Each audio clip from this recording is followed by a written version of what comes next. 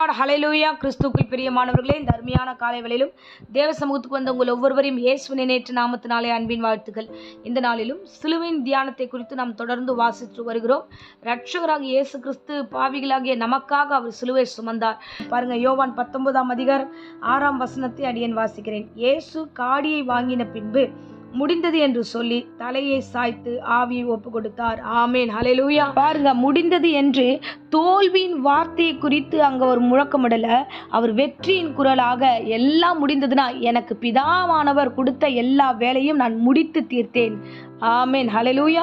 யோவான் 17ஆம் அதிகாரத்தில் அவர் சொல்லுகிறார், ஆண்டவராகிய கிறிஸ்துவுக்கு சொன்ன வார்த்தை பாருங்க, நான் செய்யும்படி நீர் எனக்கு நியமித்த கிரியைகள் எல்லாம் செய்து முடித்தேன். ஆமேன், ஹல்லேலூயா. பிதாவானவர் என்ன கொடுத்தாரோ அது எல்லாவற்றையும் சிலுவையில் அவர் செய்து முடித்தவராகவே இருக்கிறார். தேவன் கொடுத்த வேலையை செய்து முடிப்பதே அவர் முக்கிய நோக்கமாக இருந்தது. ஆமேன், ஹல்லேலூயா.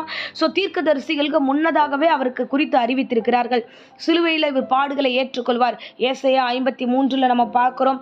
ஏசாயா 50 நம்ம ஒரு வார்த்தைகளை நம்ம பார்க்கிறோம். எல்லாவற்றிலுமே இயேசு கிறிஸ்து சிலுவை பாடின் வழியாக வர வேண்டும் என்று முன்குறிக்கப்பட்டது. ஆமேன், ஹல்லேலூயா. பாருங்க, ஏசாயா 50ஆம் அதிகாரத்தில் தீர்க்கதரிசியால் சொல்லப்பட்டதுபடியே இரட்சகராகிய இயேசு கிறிஸ்து எல்லாவற்றையும் செய்து முடித்தார். நான் வாசிக்கிறேன் பாருங்க, 6ஆம் வசனத்தை. அடிக்கப்படுகிறவர்களுக்கு முதுகையும் தாடை மயிரை பிடுங்குகிறவர்களுக்கு தன் தாடையும் ஒப்பு கொடுத்தேன். அவமானத்திற்கும் உமிழ்நீருக்கும் என் முகத்தை மறைக்கவில்லை. ஸோ தேவனாகிய கர்த்தர் எந்த வழியில நடத்தினாரோ அந்த காரியத்திலிருந்து நான் எதிர்க்கவும் இல்லை, நான் பின்வாங்கவும் இல்லை. ஆமேன், ஹல்லேலூயா. இயேசு கிறிஸ்துவை பற்றி இது அவ்வளோ தெளிவா இந்த வசனம் சொல்லுகிறது. அப்போ இரட்சகராகிய இயேசு கிறிஸ்து எல்லா அவமானங்களையும் எல்லா அக்கிரமங்களையும் எல்லா காரியத்தையும் சகித்தவராக, தேவன் என்ன எனக்கு ப்ராஜெக்ட் கொடுத்தாரோ அதை நான் செய்து முடித்தேன் என்று அவ்வளோ திட்டமாய் அவர் சாட்சியாய் இதை அறிவிக்கிறார். ஆமேன், ஹல்லேலூயா. அருமையான இரட்சகர் அல்லவா. பாருங்க, நமக்காக ஜீவனை கொடுத்தவர், நமக்காக எல்லா காரியத்தையும் செய்தவர். அது மாத்திரம் இல்லை, பிதா என்ன சொன்னாரோ அந்த வேலையை செய்து முடித்தார். இன்றைய தினத்தில் இந்த பிரசங்கத்தின் மூலமா நாம் அறிந்து கொள்ளக்கூடிய ஒரு விஷயம் என்ன தெரியுமா? நாம் எப்படி இருக்கிறோம்? நமக்காக ஆண்டவர் நிறைய வேலையை வச்சிருக்கிறாரு, நமக்கு ஒரு பொறுப்பை கொடுத்துருக்கிறாரு. இன்னைக்கு பொறுப்பு இல்லாம நமக்கு நடத்த வேண்டிய காரியம் நடத்தாம நிர்விசாரமா சுத்திக்கிட்டு இருக்கோம். யாராவது செய்யட்டும், என்னன்னா நடக்கட்டும் அப்படின்னு விட்டுட்டு கிடக்கிறோம். இல்ல, இந்த தேசத்துல தேவனாகிய கர்த்தர் ஒவ்வொருக்கும் ஒரு பொறுப்பை கொடுத்திருக்கிறார். பிரசங்கம் கேட்கிற அருமையான பிள்ளைகளே, உங்களுக்கும் நிறைய பொறுப்புகள் உண்டு. நிறைய விஷயங்களை நீங்கள் செய்து முடிக்க வேண்டும் என்று வைத்திருக்கிறார்.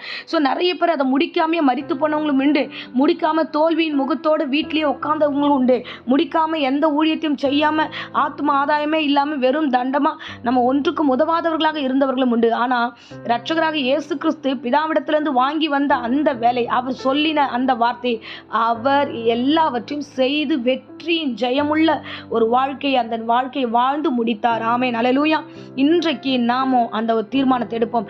தேவன் ஏதோ ஒரு நோக்கத்திற்காக நம்மை அழைத்திருக்கிறார். இந்த பூமியில அவருடைய வேலையை நம்மை செய்யும்படியாக சொல்லியிருக்கிறார். ஸோ நமக்கு கொடுக்கப்பட்ட நம்ம வீட்டில் இருக்கிற ஆத்துமாக்களை நம்ம ஆண்டவருடையக்குள்ள நடத்தி அதில் ஜெயமாய் முடிவை கொண்டு வந்து சேர்க்கிற பிள்ளைகளாக நாம் காணப்படணும். இந்த தேசத்தில் நிறைய பேர் பாவத்தில் விழுந்து கிடக்கிறாங்க. அவங்கள ரட்சிப்புக்குள்ள நடத்துவதற்கு நாம் தியாகமாய் முன் வந்து அந்த ப்ராஜெக்ட் முடிக்கிற பிள்ளைகளாக இருக்கணும். என்னெல்லாம் ஆண்டவர் வைத்திருக்கிறாரோ உங்களுக்கு, அது எல்லாவற்றத்திலையும் அந்தந்த இடத்துல நீங்கள் அதை முடிக்கணும்.